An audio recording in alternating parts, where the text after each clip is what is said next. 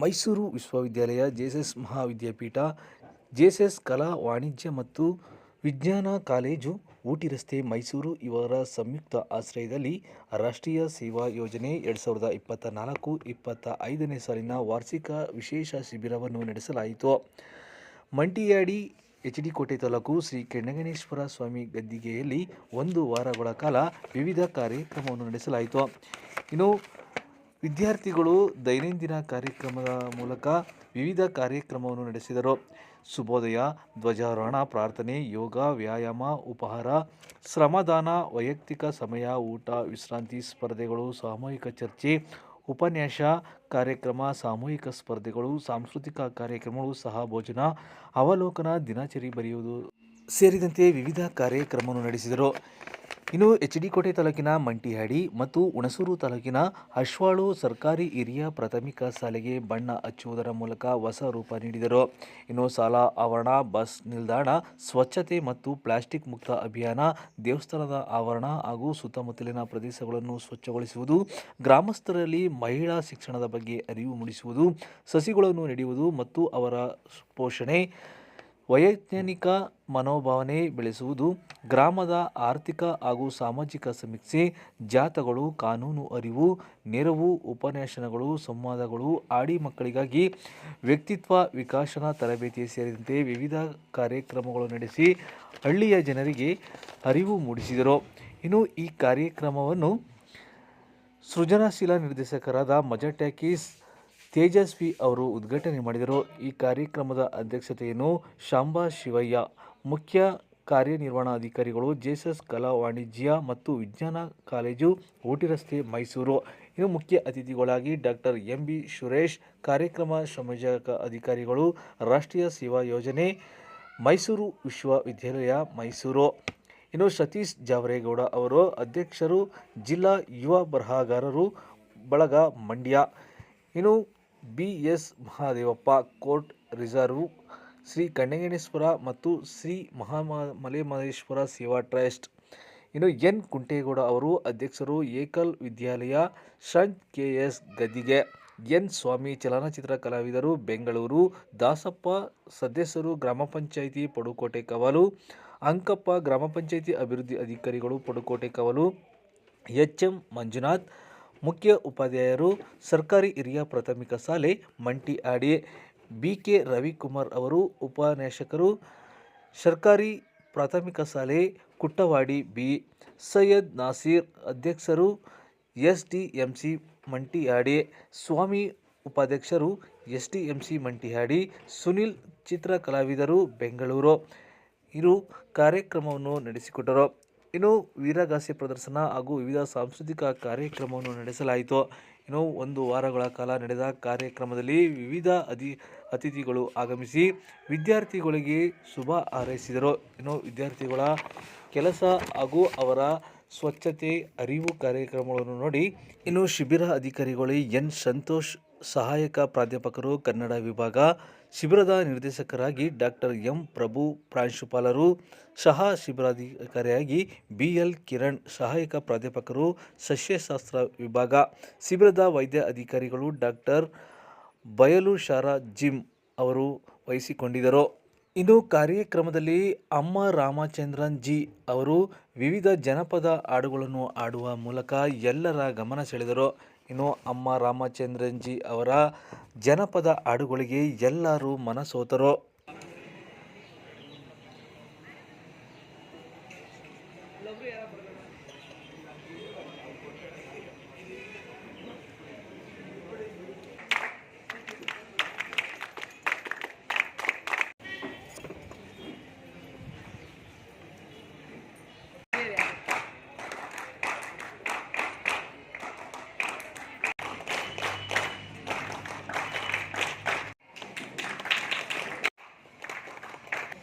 ಅಡುಗೆ ನಿರ್ವಹಣೆ ತಂಡ 4.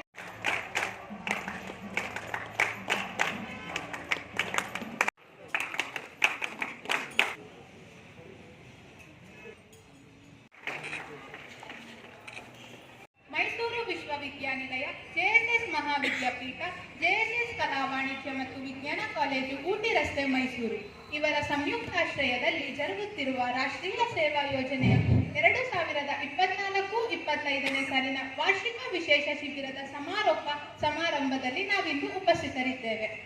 ಈ ಕಾರ್ಯಕ್ರಮಕ್ಕೆ ಸರ್ವರಿಗೂ ಸ್ವಾಗತ ಸುಸ್ವಾಗತ. ಕಾರ್ಯಕ್ರಮಕ್ಕೆ ನಾಡಗೀತೆ ಮತ್ತು ರೈತಗೀತೆ ಮೂಲಕ ಚಾಲನೆ ನೀಡಲಿದ್ದಾರೆ ಅಂತಾರಾಷ್ಟ್ರೀಯ ಮಟ್ಟದ ಜನಪದ ಕಲಾವಿದರಾದ ಶ್ರೀ ಅಮ್ಮ ರಾಮಚಂದ್ರ ಸರ್ ಅವರು. ನಾಡಗೀತೆಯಾಗಿರುವುದರಿಂದ ಎಲ್ಲರೂ ಎದ್ದು ನಿಂತು ಗೌರವ ಸಲ್ಲಿಸಬೇಕೆಂದು ಕೇಳಿಕೊಳ್ಳುತ್ತೇನೆ.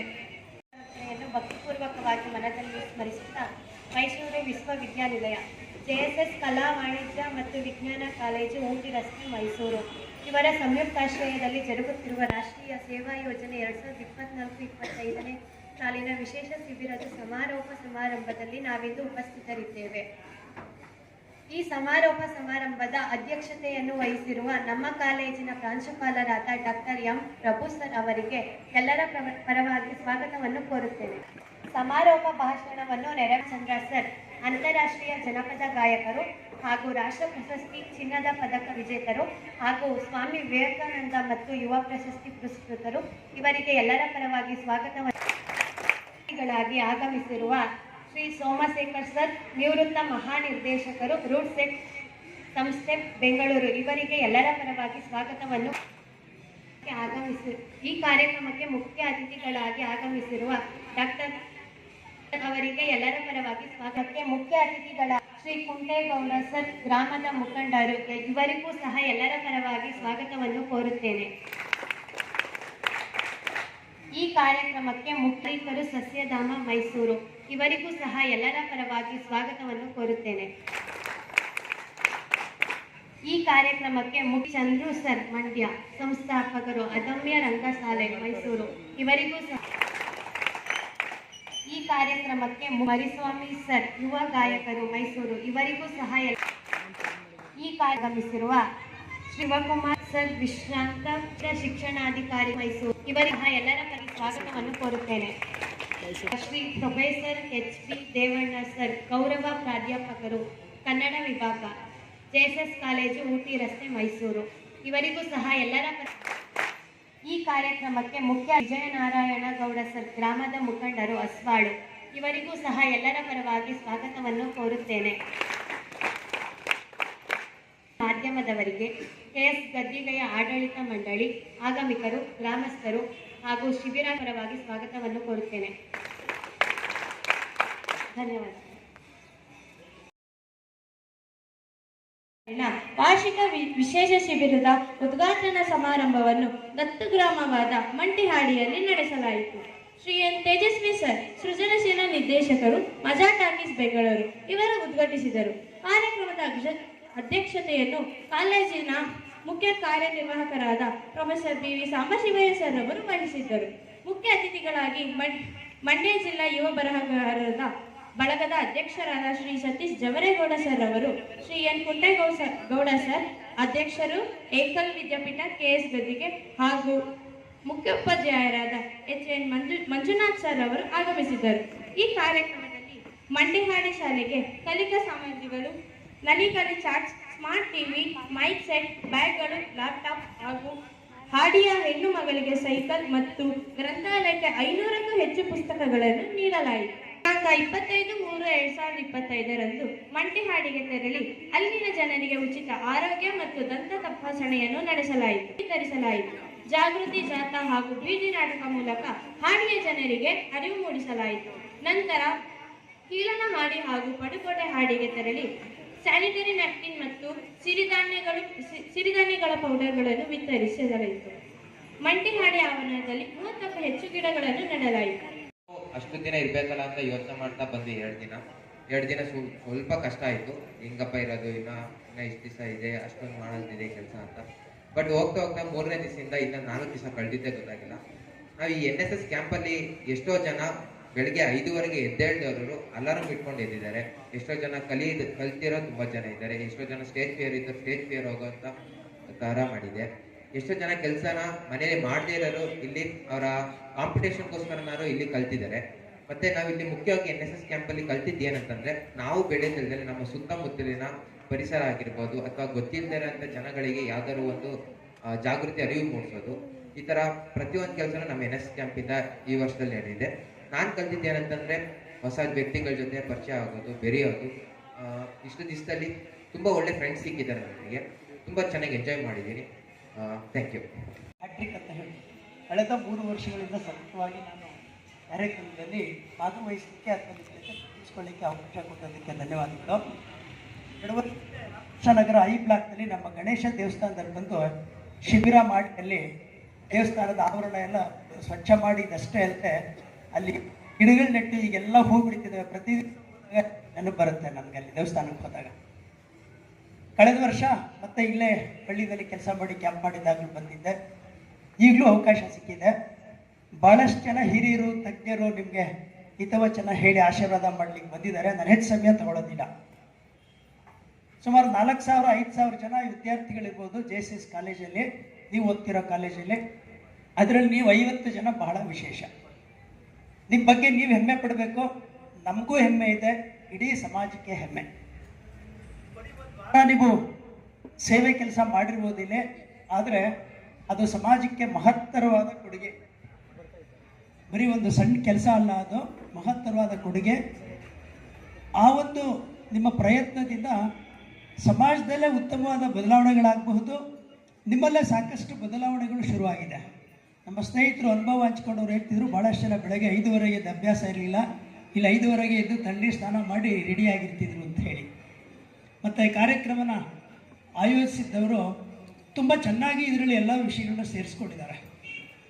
ನಿಮಗೆ ಶಿಕ್ಷಣದ ಬಗ್ಗೆ, ಆರೋಗ್ಯ, ನೈರ್ಮಲ್ಯ, ಸುಸ್ಥಿರ ಕೃಷಿ ಬಗ್ಗೆ ಮತ್ತು ನಮ್ಮ ಜನಪದ ಸಂಪತ್ತು ಎಲ್ಲವನ್ನು ಸೇರಿಸ್ಕೊಂಡು ಇಡೀ ಬೆಳಗಿನ ಸಂಜೆವರೆಗೂ ಕೂಡ ನಿಮಗೆ ಗ್ರಾಮದಲ್ಲಿ ಹೋಗಿ ಕೆಲಸ ಮಾಡಿ ಬಂದರೆ ರಾತ್ರಿ ನಿಮಗೆ ಆಯಾಸ ಪರಿಹಾರ ಆಗಲಿಕ್ಕೆ ನಮ್ಮ ಕಲಾವಿದರ ತಂಡದವರು ಬಂದು ನಿಮಗೆ ತರಬೇತಿ ಕೊಟ್ಟಿರುವಂಥದ್ದು. ಈ ನಾವು ಸಿಟಿಯಿಂದ ಹಳ್ಳಿಗೆ ಬರ್ತೀವಿ, ಸೇವೆ ಮಾಡ್ತಾ ಇದ್ದೀವಿ, ಬೇರೆ ಬೇರೆ ಕೆಲಸಗಳನ್ನ ಕಲಿಸ್ಕೊಡ್ತಾ ಇದ್ದೀವಿ. ಇವತ್ತು ಸೇವೆ, ಇವತ್ತಿನ ಕಾಲಘಟ್ಟದಲ್ಲಿ ಸೇವೆ ಏನಾಗ್ಬಿಟ್ಟಿದೆ, ನಿಸ್ವಾರ್ಥವಾಗಿಲ್ಲ ಅಂತ ನನ್ನ ಅಭಿಪ್ರಾಯ. ಅಂದರೆ ಯಾವುದೇ ಸೇವೆಯಾಗಿ ತಲುಪಬೇಕು ಅಂದರೆ ಆ ಸೇವೆ ಮಾಡುವವ್ರಿಗೆ ನಿಸ್ವಾರ್ಥತೆ ಇರಬೇಕು. ಆ ನಿಸ್ವಾರ್ಥತೆ ಇಲ್ಲದೆ ಇದ್ದರೆ ಆ ಸೇವೆ ತಲುಪೋದಿಲ್ಲ. ಅದರಿಂದ ನಮ್ಮ ಇವತ್ತಿನ ಯುವಜನರು ಸೇವೆ ಮಾಡ್ತಾ ಇದ್ದೀವಿ ಅಂದರೆ ಆ ನಿಸ್ವಾರ್ಥ ಬಿಟ್ಟು ಮಾಡ್ತಾ ಹೋಗ್ಬೇಕು. ಮತ್ತು ನನಗೆ ಇವತ್ತು ದೊಡ್ಡ ಒಂದು ಆತಂಕ ಆಗ್ತಾ ನಾವೆಲ್ಲ ಯುವಕರ ಬಗ್ಗೆನೇ ಮಾತಾಡ್ತಾ ಇರ್ತೀವಿ. ತುಂಬ ಸತಿ ಚರ್ಚೆ ಮಾಡ್ತಾ ನಾವೆಲ್ಲ ತುಂಬ ಬೇಗ ಬೆಳಿಬೇಕು ಅಂತ ಇರ್ತೀವಿ ಅಲ್ವಾ. ಬದಲಾವಣೆ ಯಾವಾಗಲೂ ಏನಾಗಬೇಕು ಅಂದರೆ ನಿಧಾನ ಬದಲಾವಣೆ ಇದೆಯಲ್ಲ, ಅದು ಶಾಶ್ವತವಾಗಿ ಉಳ್ಕೊಳ್ಳುತ್ತೆ.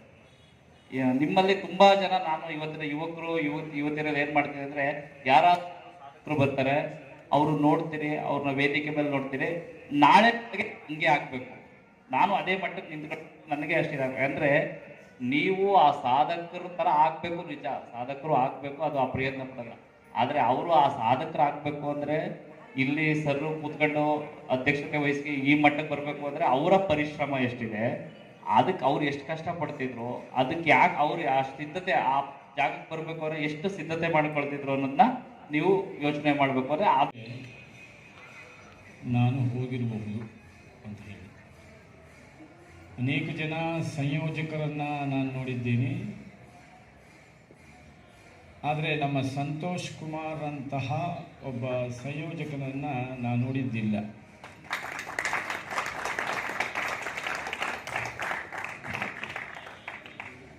ಆತನಿಗೆ ಕನ್ನಡ ಉಪನ್ಯಾಸಕನಾಗೋದಕ್ಕಿಂತ ಅದರ ಮೇಲಿರೋ ಆಸಕ್ತಿಗಿಂತ ಎಷ್ಟೋ ಪಾಲು ಹೆಚ್ಚಿನ ಆಸಕ್ತಿ ಈ NSS ಮೇಲಿದೆ. ಭಾಳ ಇಂಥ ಕ್ಯಾಂಪ್ಗಳನ್ನು ಯಶಸ್ವಿಯಾಗಿ ಆಯೋಜನೆ ಮಾಡಿದ್ದಾನೆ. ಅನೇಕ ಬಹುಮಾನಗಳು ಕೂಡ ಸಂದಿವೆ ಅಂತ ಹೇಳಿ, ಅದರಿಂದ ಆತ ನಮ್ಮ ಕನ್ನಡ ಡಿಪಾರ್ಟ್ಮೆಂಟಲ್ಲಿರುವುದು ಒಂದು ಹೆಮ್ಮೆ ವಿಷಯ ಹಾಗೆ ಅಂತ ನಾನಾದರೂ ಭಾವಿಸ್ತೇನೆ. ನೀವೆಲ್ಲ ಒಂದು ವಾರದಿಂದ ಈ ಸುತ್ತಮುತ್ತಲ ದೇವಾಲಯ ಇರಬಹುದು, ನದಿ ಇರಬಹುದು, ಶಾಲಾ ಬೇರೆ ಸೇವಕರನ್ನು ನೇಮಿಸ್ಕೊಂಡ್ರೂ ಕೂಡ ನೋಡ್ಕೊಳ್ಳೋದಿಲ್ಲ. ಇಂಥ ಸೇವಾ ಗುಣನ ಅಳವಡಿಸ್ಕೊಂಡ್ರೆ ನಮಗೆ ಗೌರವ ಇದೆ. ನಮಗೆ ಮನೆಯಲ್ಲಿ ಗೌರವ ಇದೆ, ನಮ್ಮ ಕುಟುಂಬದಲ್ಲಿ ಗೌರವ ಇದೆ, ನಮ್ಮೂರಲ್ಲಿ ಗೌರವ ಇದೆ, ದೇಶದಲ್ಲಿ ಗೌರವ ಇದೆ ಅಂತ ಅಂಥ ಒಂದು ಸೇವಾ ಮನೋಭಾವ ನಿಮಗೆ ಇಂಥ ಕ್ಯಾಂಪ್ಗಳಲ್ಲಿ ಕರಗತ ಆಗ್ತಾ ಹೋಗುತ್ತೆ ಅಂತ ಹೇಳಿ, ಕರಗತ ಆಯ್ತಾ ಹೋಗುತ್ತೆ ಅಂತ. ಸೇವೆ ಮಾಡೋದ್ರ ಕಡೆ ಗಮನ. ಈ ಗದಿಗೆ ಗ್ರಾಮದವ್ರಿಗೂ ಸಹ ನಾನು ಧನ್ಯವಾದಗಳನ್ನ ತಿಳಿಸ್ತೇನೆ. ಹಾಗೆಯೇ ಗಾಂಧೀಜಿಯವರ ಸರ್ವೋದಯ ತತ್ವಗಳಿಂದ ಈ ಒಂದು NSS ಅನ್ನೋ ರಾಷ್ಟ್ರೀಯ ಸೇವಾ ಯೋಜನೆ ಭಾರತ ಸರ್ಕಾರದಿಂದ ಎಲ್ಲ ಕಾಲೇಜುಗಳಲ್ಲಿಯೂ ಆಯೋಜಿಸಲಾಗುತ್ತೆ. ಈ ಒಂದು ಕಾರ್ಯಕ್ರಮ ನಮ್ಗಳಿಗೆ ನಮ್ಮ ಬದುಕನ್ನು ನೈಜವಾಗಿಯೂ ತಿಳಿಸುತ್ತೆ ಅಂತ ಹೇಳ್ಬೋದಾಗಿದೆ. ಇವತ್ತು ತಮ್ಮ ಅಂತಿಮ ದಿನ, ಎಲ್ಲರೂ ಅಂದಿನಿಂದ ಸಾಕಷ್ಟು ತಿಳಿಸಿದ್ದಾರೆ. ನಾನು 24ನೇ ತಾರೀಕು ಬರಬೇಕಿತ್ತು. ಅವತ್ತು ನಂದು ಒಂದು ಉಪನ್ಯಾಸವನ್ನು ಸಂತೋಷ್ ಅವರು ಅವತ್ತೇ ಬರಬೇಕು ಅಂತ ಹೇಳಿದರು. ಆ ಕಾರಣಾಂತರಗಳಿಂದ ನಾನು ಬೆಂಗಳೂರಿನಲ್ಲಿ ಇದ್ದ ಕಾರಣ ಇವತ್ತು ಅಂತಿಮ ದಿನ, ಇವತ್ತಾದರೂ ಬರಬೇಕು ಅಂತ ಆಗಮಿಸಿದೆ. ಅದಕ್ಕೆ ಪ್ರಮುಖವಾದ ಕಾರಣ ಏನು ಅಂದರೆ, ವಿದ್ಯಾರ್ಥಿಗಳು ಇಲ್ಲಿ ಕೇಳಿದಂಥದ್ದು, ನೀವು ಸುಮ್ಮನೆ ಕೂತಿವಾಗ ಅಲ್ಲಿ ಮಾತಾಡ್ಕೊಂಡು ನಗ್ತಾ ಅಥವಾ ಏನೋ ಒಂದು ಮಾಡಿಕೊಂಡು ದೈಹಿಕವಾಗೂ ನೀವು ಇಲ್ಲಿ ಇದಿರಲ್ಲ, ಅಷ್ಟರಲ್ಲಾದರೂ ನಿಮಗೆ ಒಂದೆರಡು, ಈಗ ದೇವಪ್ಪ ಸರ್ ಆಗೋಗ್ಬೋದು, ಮತ್ತು ಈ ಹಿಂದೆ ನಾವು ಅಲ್ಲಿ ಬರ್ತಾ ಇರುವಾಗ ಮಾತಾಡಿದ್ರು, ನಾವು ಎಷ್ಟೇ ತಾಂತ್ರಿಕವಾಗಿ, ತಂತ್ರಜ್ಞಾನವಾಗಿ, ವೈಜ್ಞಾನಿಕವಾಗಿ ಮುಂದುವರೆದ್ರು ನಾವು ಅಕ್ಕಿಯನ್ನು ಭೂಮಿಯಲ್ಲಿ ಕೃಷಿ ಮಾಡಿನೇ ಬೆಳಿಬೇಕು ಅಂತ. ಅವೆಲ್ಲ ನೋಡಿ, ನಾವು ಎಷ್ಟೇ ಮುಂದುವರೆದ್ರು ನಮ್ಮ ಕೃಷಿಯ ಮಹತ್ವವನ್ನು ಅರಿತುಕೊಳ್ಬೇಕು. ನಮ್ಮ ದೇಶದ ಬೆನ್ನೆಲುಬು ಕೃಷಿ ಹಾಗೂ ರೈತರೇ. ಹಾಗಾಗಿ ಪ್ರತಿಯೊಬ್ಬ ಕೃಷಿಕನನ್ನ ನಾವು ಗೌರವದಿಂದ ಕಾಣಬೇಕು. ಇವಾಗ ಸಾವಯವ ಕೃಷಿ, ಆಧುನಿಕ ಕೃಷಿ ಅಂತ ನವನವೀನ ತಂತ್ರಜ್ಞಾನಗಳಿಂದ ಸಾಕಷ್ಟು ಮುಂದುವರೆದು ಅನೇಕ ಹಿರಿಯರು, ವಿದ್ಯಾವಂತರುಗಳು, ಉದ್ಯೋಗಸ್ಥರು ಎಲ್ಲರೂ ಸಹ ಕೃಷಿಯೆಡೆಗೆ ಮುಖ ಮಾಡ್ತಾ ಇದ್ದಾರೆ. ಹಾಗಾಗಿ ಅದ್ರ ಮಹತ್ವವನ್ನು ನಾವು ಅರಿತುಕೊಂಡು, ನಾವು ಪ್ರಮುಖವಾಗಿ ಈ ಒಂದು NSS ಇಂದ ಏನು ಕಲಿತೀವಿ ಅಂದರೆ, ನಮ್ಮ ಜೀವನಕ್ಕೆ ಬೇಕಾಗುವಷ್ಟು ಶಿಸ್ತನ್ನು ನಾವು ಇಲ್ಲಿಂದ ಕಲಿತ್ಕೊಂಡು ಹೋಗ್ಬೋದು. ಯಾವ ರೀತಿಯಾದ ಶಿಸ್ತು ಅಂದರೆ, ನೀವು ಇವಾಗ ದೈನಂದಿನ ಚಟುವಟಿಕೆಗಳಲ್ಲಿ ನೀವು ಇಷ್ಟು ದಿನ ನಿಮ್ಮಲ್ಲಿ ನೀವು ಬದಲಾವಣೆಯನ್ನು ಕಾಣ್ಬೋದಾಗಿದೆ. ಬೆಳಿಗ್ಗೆ ಸೂರ್ಯಾಸ್ತಕ್ಕೂ ಮುನ್ನ ನೀವು ಎದ್ದು ವಾಚಾಲಂ ಪಂಗುಂ ಲಂಘಹಿತೆ ಗಿರಿಂ ಯತ್ಕೃಪಾ ತಮಹಂ ಮುಂದೆ ಪರಮಾನಂದ ಮಾಧವಂ. ಮನಸ್ಸು ಮಾಡಿದ್ರೆ ಕುಂಟ ಬೆಟ್ಟವನ್ನು ಏರಬಲ್ಲ. ಮನಸ್ಸು ಮಾಡಿದ್ರೆ ಮಾತನಾಡದಿರ್ತಕ್ಕಂಥ ಮನುಷ್ಯ ಮಾತನಾಡಬಲ್ಲ. ಅಂದರೆ ನಮ್ಮ ಗುರಿ ಒಂದು ಏಕಾಗ್ರತೆಯಿಂದ ಗುರಿಯನ್ನು ಸಾಧಿಸ್ತೀನಿ ಅಂತ ನಿಮ್ಮ ಸೇವೆಯಿಂದ ಹೊರಟ್ರೆ, ಶ್ರದ್ಧೆಯಿಂದ ಹೊರಟ್ರೆ, ಭಕ್ತಿಯಿಂದ ಹೊರಟ್ರೆ ನಾವೆಲ್ಲ ಏನೆಲ್ಲ ಆಗ್ಬೋದು ಅನ್ನೋದಕ್ಕೆ ಇದುವರೆಗೆ ನಿಮ್ಮಲ್ಲಿ ಈಗ ಪ್ರಶಸ್ತಿಯನ್ನು ಪಡೆದುಕೊಂಡ ಶಿಬಿರಾರ್ಥಿಗಳನ್ನ ನಾವು ನೋಡಿದ್ದೀವಿ. ಹಾಗೆ ನಮ್ಮ ರೇವಣ್ ಸರ್ ನಿಜವಾಗೂ ಒಳ್ಳೆಯ ವಿಚಾರವನ್ನು, ಅಂದರೆ ಇನ್ನೂ ಅರ್ಧ ಗಂಟೆ ಅವ್ರನ್ನ ಮಾತನ್ನ ಕೇಳಬೇಕು ಅನಿಸ್ತಾ ಇತ್ತು ನಮಗೆ. ಈ ವಿಚಾರ ಅವ್ರನ್ನ ಮಾತಾಡ್ತಾ ಇದ್ದಾಗ ನನಗೆ ಅನಿಸ್ತಿತ್ತು, ನಾನು ಕಾಲೇಜಲ್ಲಿ ಓದಬೇಕಾದ್ರೆ ಮಳಲಿ ವಸಂತ್ ಕುಮಾರ್ ಅಂತ ಇದ್ರು. ಅದು ಕೆಲವು ಗೊತ್ತಿರುತ್ತೆ, ಕೆಲವು ಗೊತ್ತಿಲ್ಲ ಅನ್ಸುತ್ತೆ. ಮಳಲಿ ವಸಂತ್ ಕುಮಾರ್ ಅಂತ ಲೆಕ್ಚರರ್ ಇದ್ರು. ಅವರು ಇದೇ ವಿಷಯವನ್ನ ಇದೇ ಭಾಷೆಯಲ್ಲಿ ನಮ್ಮ ವಿದ್ಯಾರ್ಥಿಗಳಿಗೆ ಸರಳವಾಗಿ ಮನಮುಟ್ಟುವಂತೆ ಮಾತನಾಡ್ತಾ ಇರ್ತಕ್ಕಂಥ ಮಳಲಿ ವಸಂತ್ ಕುಮಾರ್ ಅವರು. ಅವ್ರನ್ನ ಇವತ್ತು ನೆನಪು ಮಾಡ್ಕೊಳ್ತಾ ಇದ್ದೆ ನಾನು. ನಮ್ಮ ಗುರುಗಳವರು ನೆನಪು ಮಾಡ್ಕೊಳ್ತಾ ಇದ್ದೆ. ಅಂಥ ವಿಚಾರಗಳನ್ನ ಸವಿಸ್ತರವಾಗಿ ಏನೆಲ್ಲ ಸೇವೆಯಿಂದ ನಾವು ಎಲ್ಲಿವರೆಗೆ ಹೋಗಬಹುದು, ನಾವು ದೇವತಾ ಮನುಷ್ಯನ ಆಗಬಹುದು ಅನ್ನೋ ಲೆವೆಲ್ಗೆ ನಮ್ಮ ರೇವಣ್ ಸಾರ್ ಮಾತಾಡಿದ್ರು. ಈಗ ನಾನು ಹೆಚ್ಚಿಗೆ ಮಾತನಾಡೋಕ್ಕೆ ಇಷ್ಟಪಡಲ್ಲ. ಯಾಕೆಂದರೆ ಸೇವೆ ಅಂದರೆ ಏನು, ಈ ಉದ್ದೇಶ ಏನು, ಮತ್ತು ನಾವು ಏನು ಆಗಬೇಕು ಅನ್ನೋ ವಿಷಯಗಳನ್ನ ಹಲವಾರು ಅವಧಿಗಳಲ್ಲಿ ನಾನು ನಿಮ್ಮ ಜೊತೆ ಸ್ಪಂದಿಸಿ ಕೆಲವಾರು ಅನಿಸಿಕೆಗಳನ್ನ ಹಂಚ್ಕೊಂಡಿದ್ದೀನಿ. ಅದ್ರ ಜೊತೆಗೆ ಬೆದೆ ಹರಿದು ಹದ ಮಾಡು ಹೃದಯದಿ ಒಲವ, ಹದ ಬೆದೆಯ ನರಿತಂಥ ಹೃದಯ ವಾಸಿ. ಅಂದರೆ ನಾವು ಆ ಸಮಯಕ್ಕೆ ಯಾವುದೇ ಜ್ಞಾನವಾಗಲಿ, ಯಾವುದೇ ವಿದ್ಯೆ ಆಗಲಿ, ಯಾವುದೇ ಸೇವೆಯಾಗಲಿ, ನಾವು ಒಬ್ಬ ಸಮಾಜ ಸುಧಾರಕ ಆಗಬೇಕು, ಒಬ್ಬ ಮಹಾನ್ ವ್ಯಕ್ತಿ ಆಗಬೇಕು. ಸಮಾಜದಲ್ಲಿ ಎಲ್ಲದಕ್ಕಿಂತ ಮಿಗಿಲಾಗಿ ಸೇವೆ ಮಾಡುವುದರ ಮೂಲಕ ನಾವು ವ್ಯಕ್ತಿಗಳಾಗಬೇಕು ಅಂತ ಈ ಒಂದು NSS ಕ್ಯಾಂಪು ಈ ವೇದಿಕೆ ಕಲಿಸಿಕೊಟ್ಟಿದೆ ಅಂತ ನಾನು ಭಾವಿಸ್ತಾ, ನಿಮಗೂ ಇದ್ದಂಥ ವ್ಯತ್ಯಾಸವನ್ನ ನಾನು ಇಲ್ಲಿ ಹೇಳೋದಕ್ಕೆ ಇಷ್ಟಪಡ್ತೀನಿ. ಅಂದ್ರೆ ಈಗ ನನ್ನ ಕಾಲ ಅಂತ ನಾನು ಹೇಳಬೇಕಾಗುತ್ತೆ, ಯಾಕಂದ್ರೆ ಒಂದು ಜನರೇಷನ್ ಗ್ಯಾಪ್ ಇದ್ದೇ ಇದೆ ಇಲ್ಲಿ. ನಮ್ಮ ಕಾಲದಲ್ಲಿ ಯಾವುದಕ್ಕೂ ನಮಗೆ ಅವಕಾಶಗಳೇ ಸಿಗ್ತಾ ಇರಲಿಲ್ಲ. ಒಂದು ಹಠ ಮಾಡಿ ಹೋರಾಟ ಮಾಡಿನೇ ಪಡ್ಕೋಬೇಕಾಗಿತ್ತು ಎಲ್ಲವನ್ನು, ಮುಖ್ಯವಾಗಿ ವಿದ್ಯೆನ.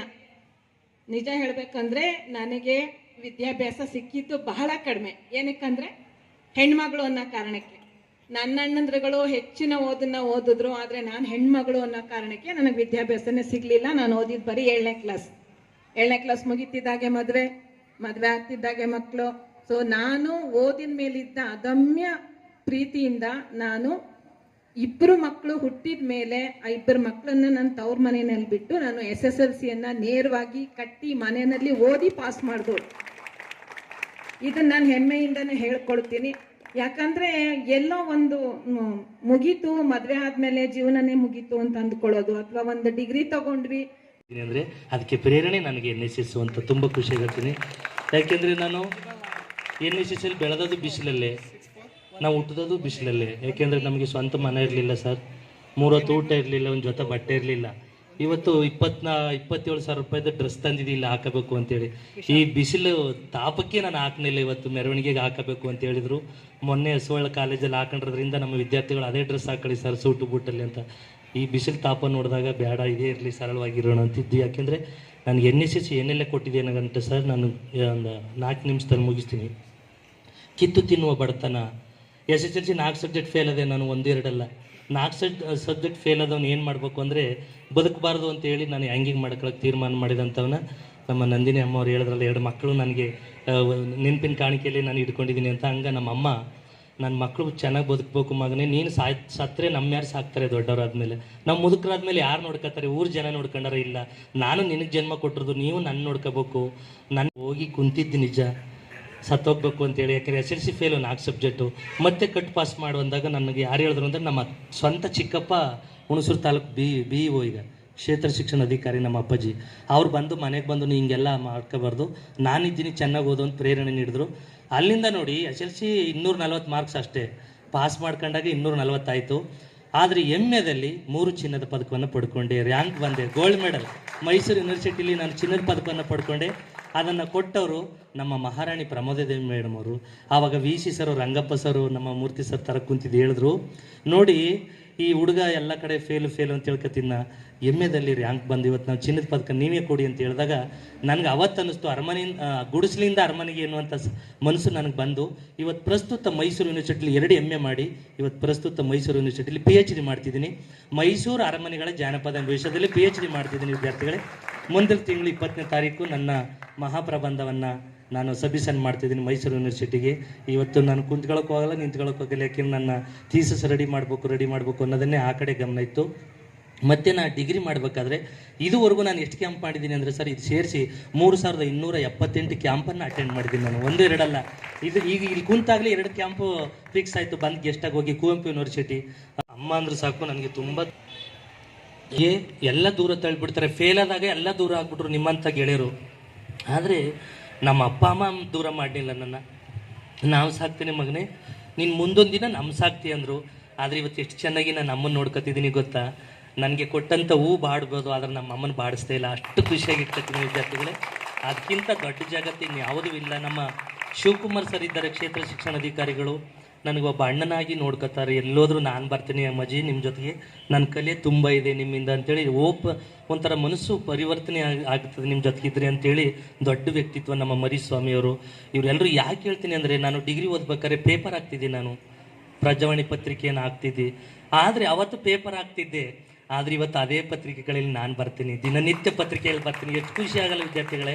ಅವತ್ತು ನಮಗೆ ಮನೆ ಇರಲಿಲ್ಲ, ಜಾಗ ತಕ್ಕೊಂಡು ಜಮೀನು ಇರಲಿಲ್ಲ ಸರ್. ನನ್ನ ಕಲೆ ಈ ಕಂಜರ ಇದೆ.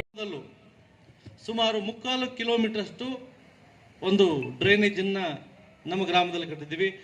ಅಲ್ಲಿಗೆ ಬಂದಂಥ ಹಳೆಯ ವಿದ್ಯಾರ್ಥಿಗಳು ಸರ್ ನಾವು ಡ್ರೈನೇಜ್ ಕಟ್ಟಿದೀವಲ್ಲ ಅದು ಹೇಗಿದೆ ನೋಡೋಣ ನಡ್ರಿ ಅಂತ ಹೇಳ್ತಾರೆ. ಮತ್ತು ದೂರ ಗ್ರಾಮದಲ್ಲೂ ರಸ್ತೆ ನಿರ್ಮಾಣ ಮಾಡಿದ್ವಿ, ಮತ್ತೆ ಜೊತೆಗೆ ಈ ಚರಂಡಿ ವ್ಯವಸ್ಥೆಯನ್ನು ಮಾಡಿದ್ವಿ. ಈಗ ಮಾಡ್ತಾ ಇರ್ಬೇಕಾದ್ರೆ ಒಂದು ಊರಲ್ಲಿ ಮತ್ತೆ ಇನ್ನೊಂದು ಊರಲ್ಲಿ ನಾವು ಶಿಬಿರವನ್ನು ಏರ್ಪಡಿಸ್ತೀವಿ. ಅಲ್ಲಿ ಚರಂಡಿ ಸ್ವಚ್ಛತೆಯನ್ನು ಮಾಡ್ತಾ ಇದ್ವಿ. ಆ ಸ್ವಚ್ಛತೆಯನ್ನು ಮಾಡ್ತಕ್ಕಂಥ ಸಂದರ್ಭದಲ್ಲಿ ಬೇರೆ ಬೀದಿಯವರು ಬಂದು ನಮ್ಮ ಚರಂಡಿನೂ ಎಲ್ಲ ಕಟ್ಕೊಂಡ್ಬಿಟ್ಟಿದೆ, ನಾಳೆ ಬಂದ್ಬಿಡಿ ಕ್ಲೀನ್ ಮಾಡಿರಿ ಅಂತ ಹೇಳ್ತಿದ್ರು.